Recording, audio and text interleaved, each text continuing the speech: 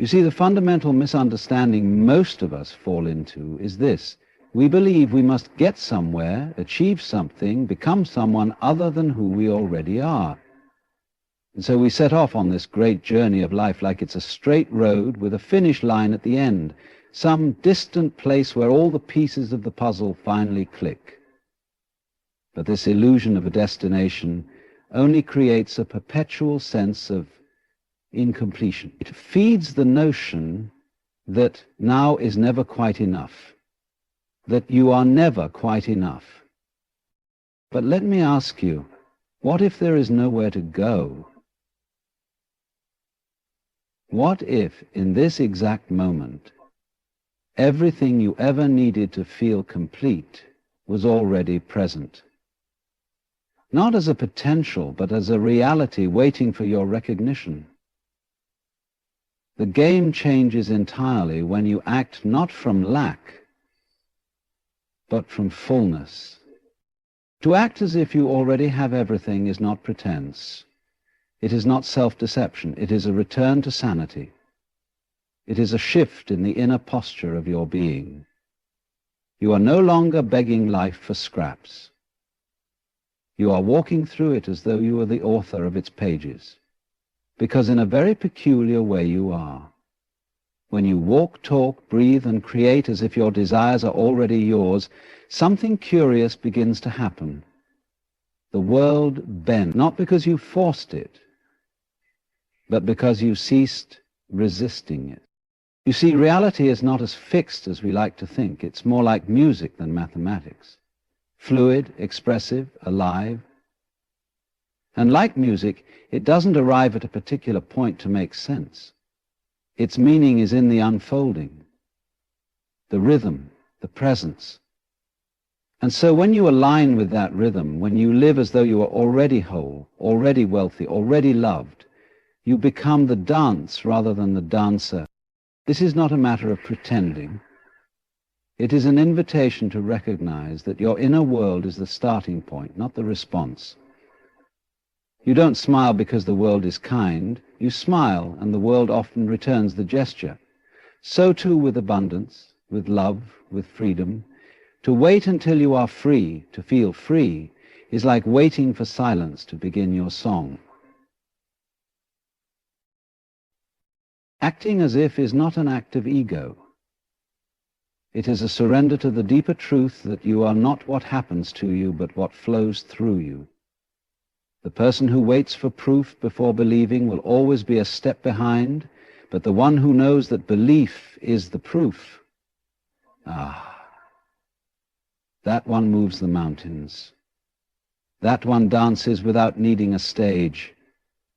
That one is free. We are often taught from the earliest moments of our lives that something is missing, that we must strive, reach, chase, and become, that we must acquire a title, a possession, a relationship, a spiritual awakening, something just beyond the horizon of now. And so we internalize the idea that we are not complete.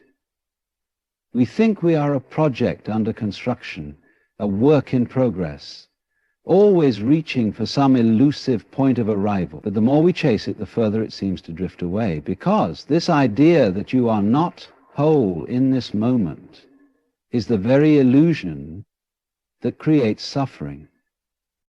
The truth is far more simple and far more profound. There is nothing to chase because nothing is missing. The idea that something is absent is a construct of the mind, a trick it plays to keep itself moving. But if you stop and become aware, really aware of your breath, the stillness underneath the noise, the pulse of life itself, you begin to sense something strange, a presence that doesn't need improvement, a being that doesn't need fixing, a completeness that exists not because of what you have, a complete experience, as if all other being, life, living and being You see, the sense of incompletion is like a fog we have become used to walking in. We no longer question it, we adapt to it. We think, once I have this, then I will feel peace. Or, once I become that, then I will be free. And yet, every time we reach a new milestone, the mind shifts the target. The finish line moves.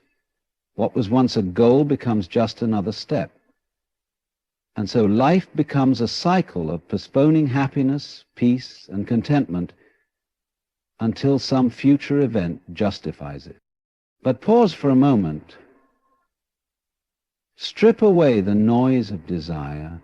Strip away the grasping, the craving, the comparison. And what remains is stillness. What remains is being. That is the you that has never been broken. That is the you that exists before the roles, before the goals, before the identities. It's not an empty void. It's fullness.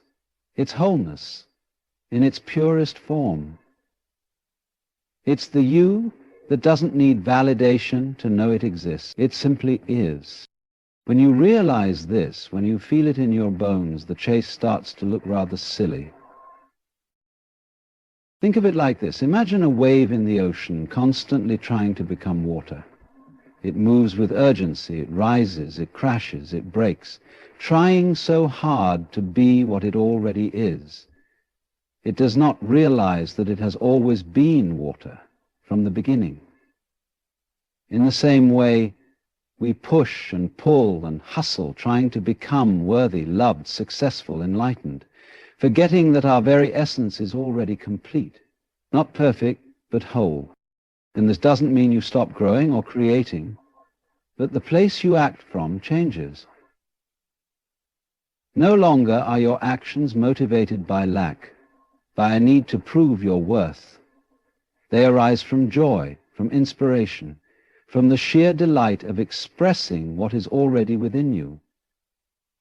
When you know you are whole, you no longer seek experiences to fill a void. You engage with life because it's an extension of your being, not a fix for your brokenness. To live from this knowing is to live in peace, not because everything is easy, but because you are no longer resisting what is. You are no longer at war with yourself. The internal conflict dissolves, and with it, the frantic need to always be somewhere else, someone else, doing something else. You begin to trust the moment, trust yourself, trust life, not as blind faith, but as deep recognition.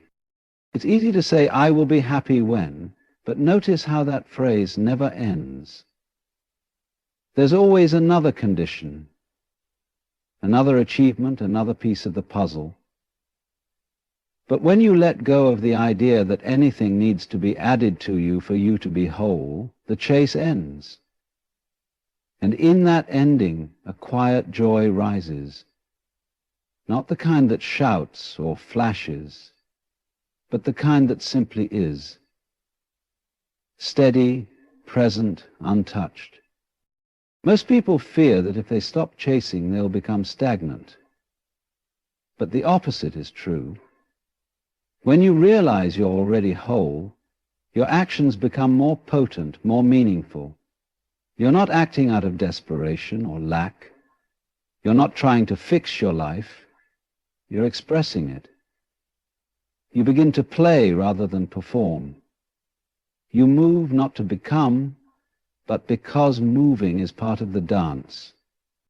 And this dance of life becomes far more beautiful when you're not constantly stepping over yourself trying to reach a future that never arrives.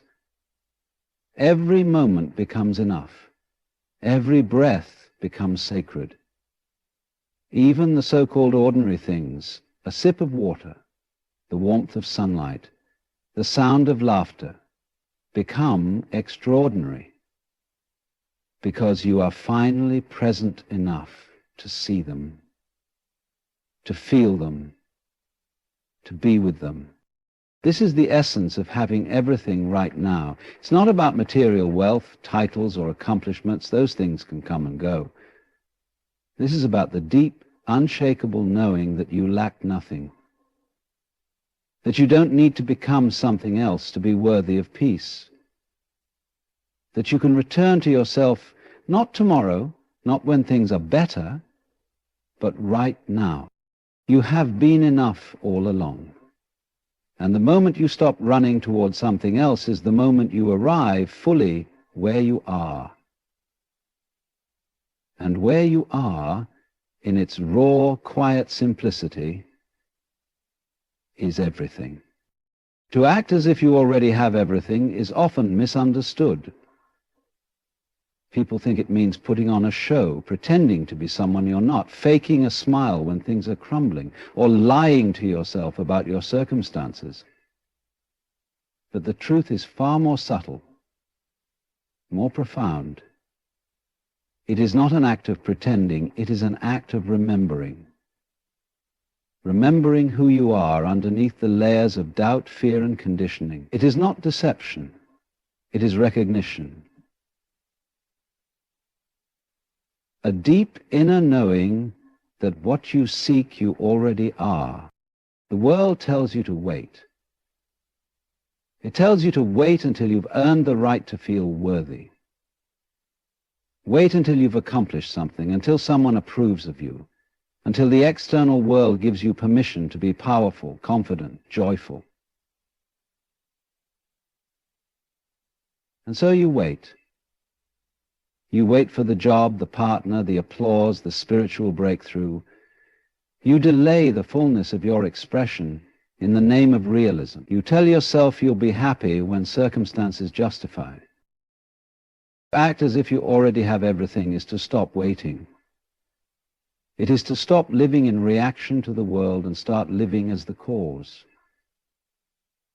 It is to walk into the room not needing validation, not hoping for acceptance, but simply knowing that your presence is enough, knowing that your essence carries value whether or not the world claps. That kind of knowing isn't loud. It doesn't have to convince anyone. It simply is.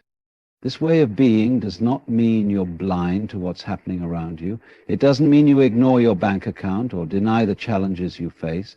It means you no longer identify with them.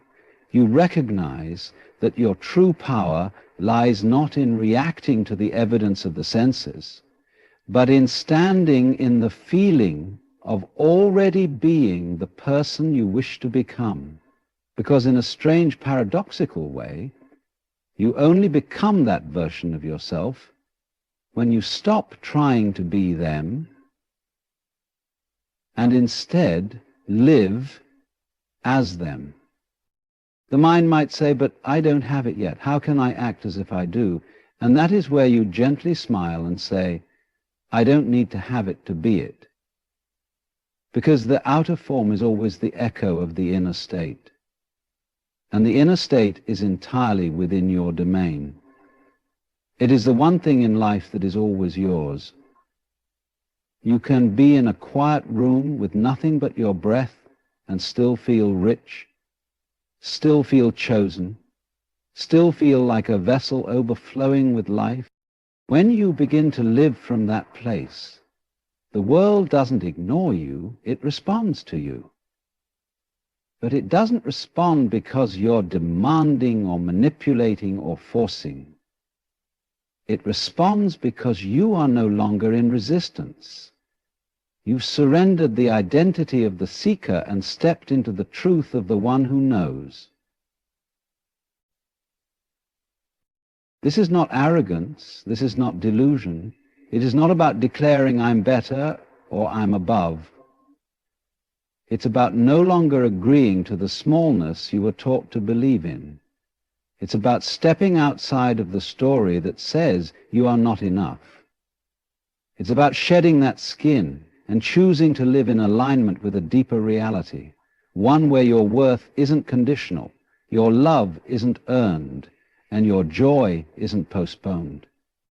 People often ask, but what if it doesn't work? What if I act as if and nothing changes?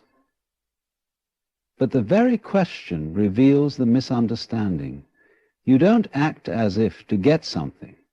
You act as if because you are something. The fruit doesn't grow the moment you plant the seed, but something changes within you the moment you stop living as a reaction and start living as a decision. When you walk, speak, breathe from the place of already being, already having, already becoming, you're no longer asking life for permission, you're giving it direction. And this is not limited to money or success or relationships.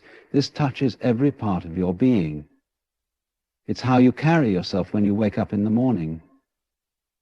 It's the silence you keep when someone doubts you, because you no longer need to explain yourself. It's the energy that walks ahead of your words. People feel it. Life feels it. And maybe that's the point. Not to chase something outside of you, but to finally sit in the center of yourself and remember. So when you act as if, you're not pretending. You're awakening. You're turning the key from the inside. The moment you act as if you already have everything, something strange begins to happen. Not outside of you, but within. The energy shifts. The way you carry yourself changes. The choices you make are no longer desperate or reactive, but rooted, intentional, and whole. And as this shift takes place within you, the world begins to mirror it back. Not immediately, not always in the ways you expect, but unmistakably something begins to align. We are taught that the external must change first, that the world must give us a reason to feel secure, joyful, or abundant, and so we become watchers, waiting for signs, dependent on outcomes. But the truth operates in the opposite direction. The external is not the cause, it is the echo. It is not the master, it is the shadow of our inner condition. To wait for things to look different before you feel different is to live in perpetual hesitation, because the world cannot give you what you are not willing to embody first. The universe does not respond to what you want. It responds to what you are. This is not mystical in the way people might think. It is deeply practical. If you are living from a place of lack, even if your words say abundance, your energy says otherwise. If you say, I am worthy, but you move through life apologetically, hesitantly, waiting for someone else to confirm your value, then the world picks up on the hesitancy, not the affirmation. But when you act as if you already are what you desire to be, when you walk as if the path is already laid out before you, you are no longer seeking alignment.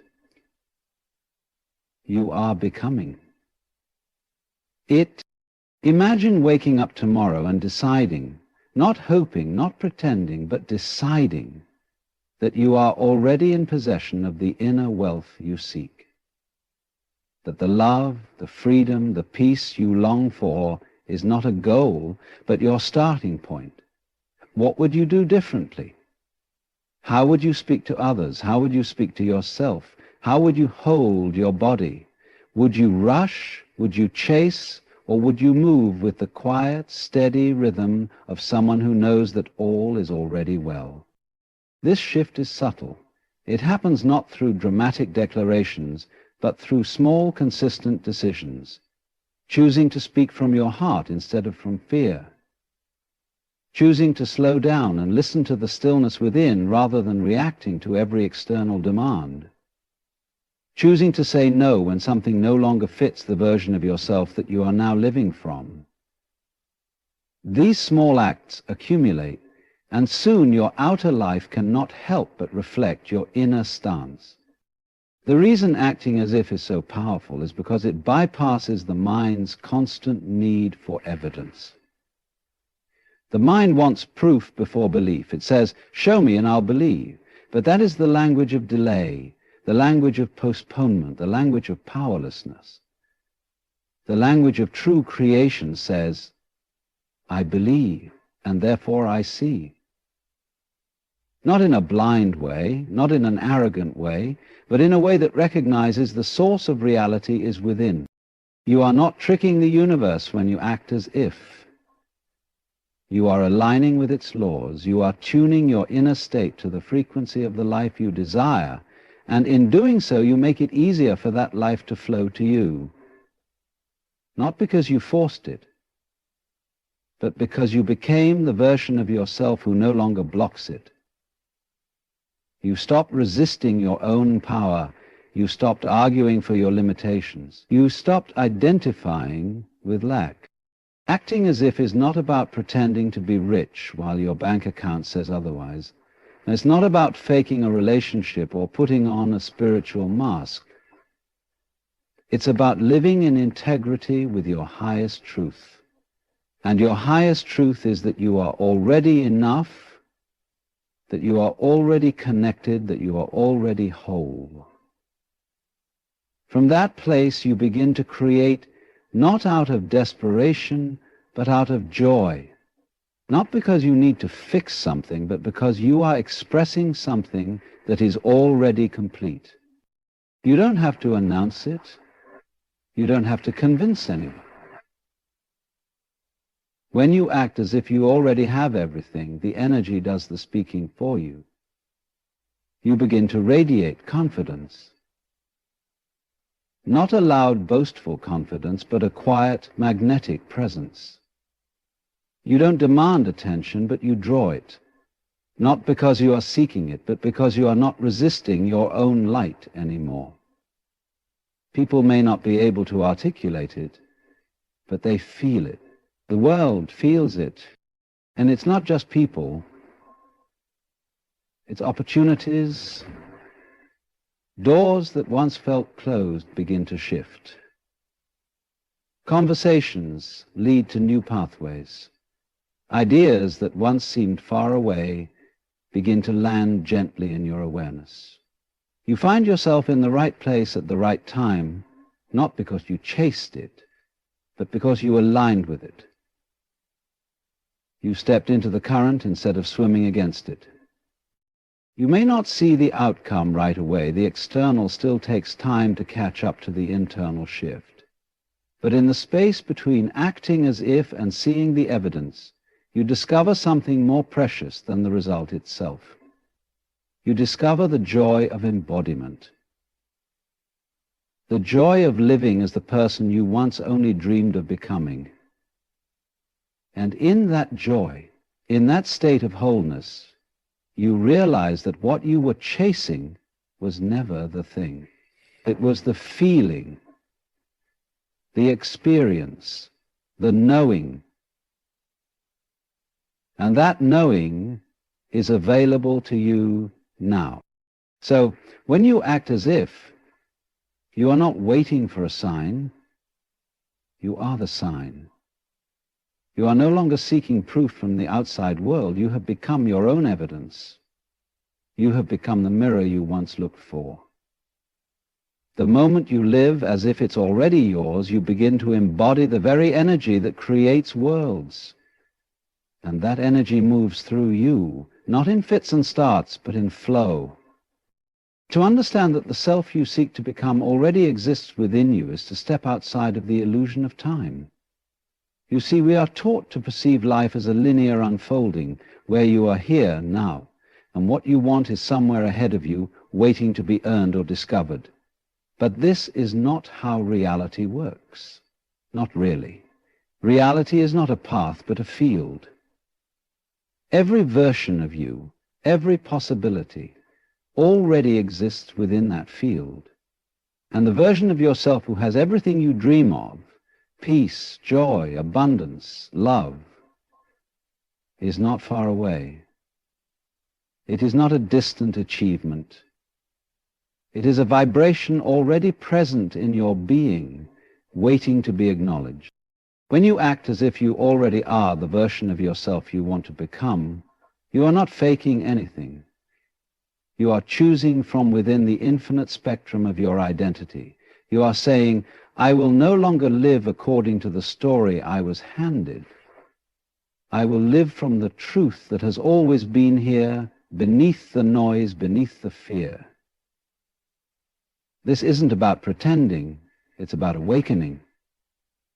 Because pretending is rooted in fear, but awakening is rooted in remembrance. The truth is, you're not becoming something new. You are shedding the layers of conditioning, of limitation, of belief systems that kept you playing small, so that what is already true can be seen more clearly. What does it mean to say that the future you already exists? It means that who you imagine yourself to be, confident, clear, healed, creative, is already real in the timeless now. And you can tune into that version not by waiting for time to pass, but by matching its frequency. How does that version of you feel?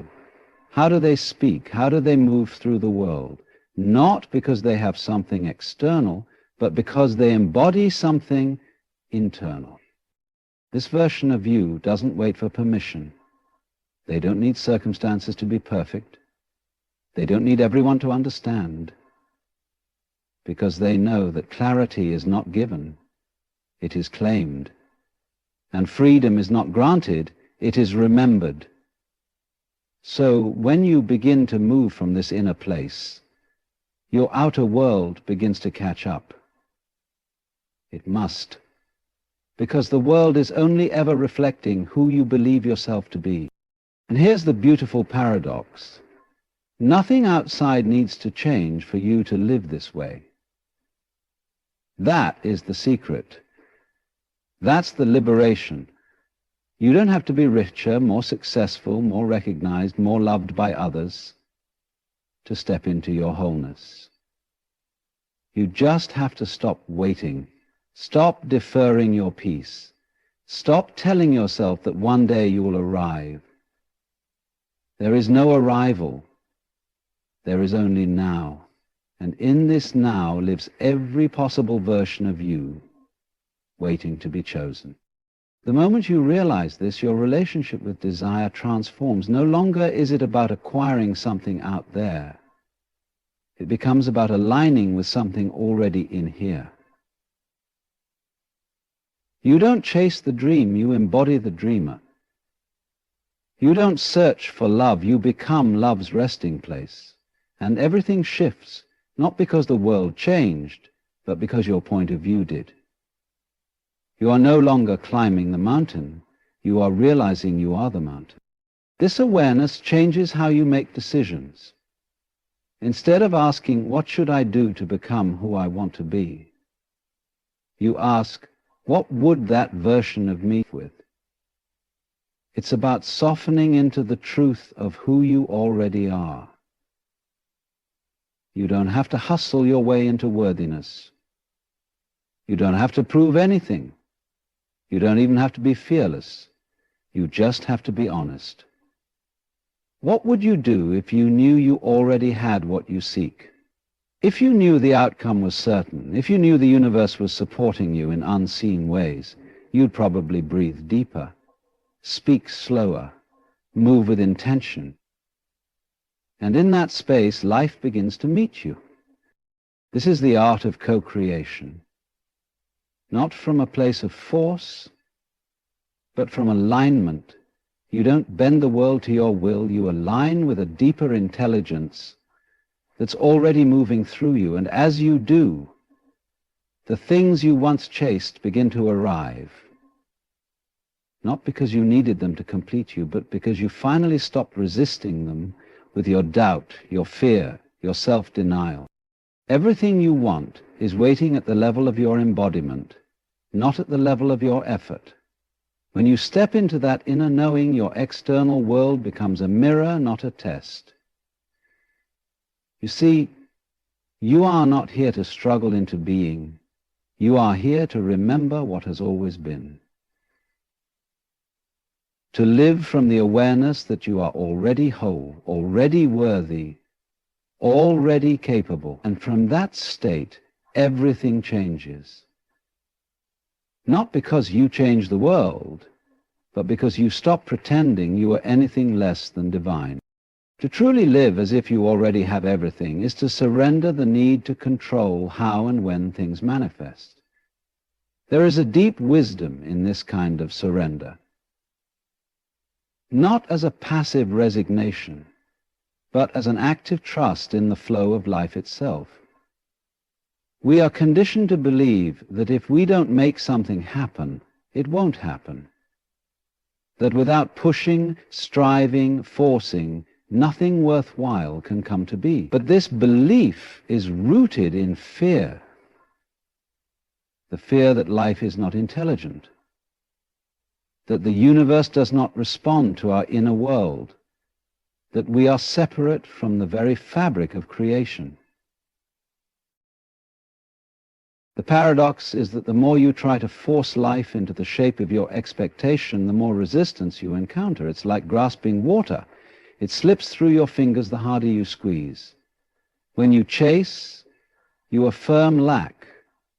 When you strive, you often imply that what you want is not already yours. But when you surrender, when you let go of needing it to happen your way in your time, you enter a state of harmony with the deeper rhythm of existence. You become allied, attuned, and receptive.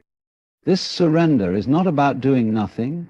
It's not about waiting on the sidelines, hoping for a miracle. It is about releasing attachment to outcomes while continuing to move, speak, and choose as the version of yourself who already has it all. It's a state of inner assurance, a calm knowing that you don't have to beg life for what is already coded into your being. You don't need to scream into the void. You only need to whisper in alignment, and then let go. This letting go is an invitation to move with trust. Trust that you are not here by accident. Trust that the desires you hold were placed in your heart for a reason. Trust that the path will reveal itself not all at once, but moment by moment, step by step. Trust doesn't mean you always feel certain. It means you're willing to walk even when you don't. You show up in faith.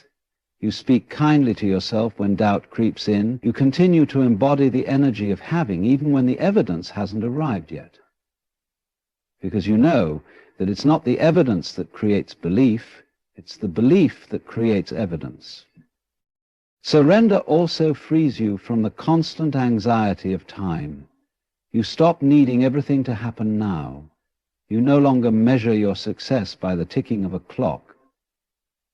You begin to sense the beauty of divine timing, not as a cliché, but as a felt experience. When you let go of the pressure to rush, to prove, to achieve,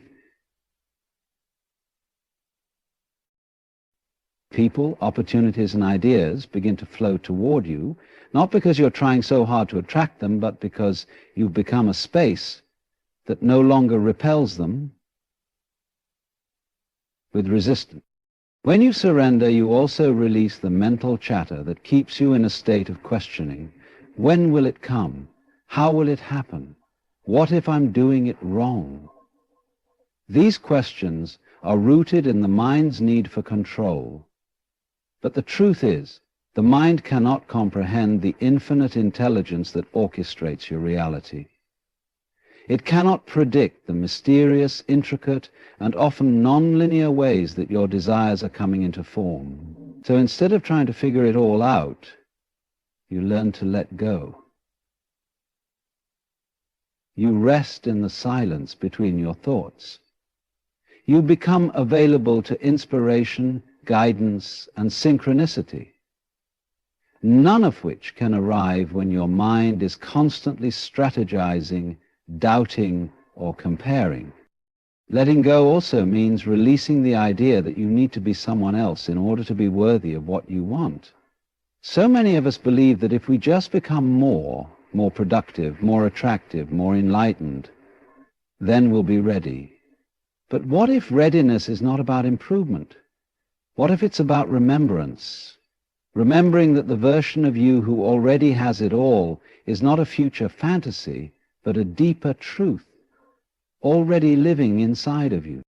And so surrender becomes the space where transformation happens, not because you pushed, but because you allowed. You didn't force the flower to bloom. You created the conditions for blooming by removing the tension, the noise, and the fear. This kind of surrender brings peace. You no longer live in a constant state of reaction. You're no longer triggered by every delay or disappointment. You understand that the universe is always responding, always rearranging things for your highest good. Even the detours, the pauses, the closed doors, they are not punishments. They are realignments. And the more you trust this, the less you resist, and the faster things unfold. Surrender also means you don't need to micromanage the path of others. You release your grip on how people should respond, who should support you, what others should believe about you. You realize that your reality is not dependent on external approval. You are not defined by someone else's recognition or misunderstanding. When you let go of the need to convince others of your worth, you reclaim your energy. You stop leaking power. You stand in your own field and allow others to come or go without disturbing your peace. To surrender is to say yes, not to every circumstance, but to the deeper current underneath it all. Yes to growth. Yes to expansion. Yes to the unknown. You no longer ask life to fit your plans. You allow your plans to be shaped by life. You become a dance partner with the divine, moving not in rigid steps, but in intuitive flow. This is not weakness. So you keep choosing this path, not once, but again and again. In each moment where fear rises, you return to surrender. In each moment where doubt whispers, you come back to presence. You remind yourself that you are not here to chase. You are here to become, to remember, to receive, and to let life surprise you in ways the mind could never have planned.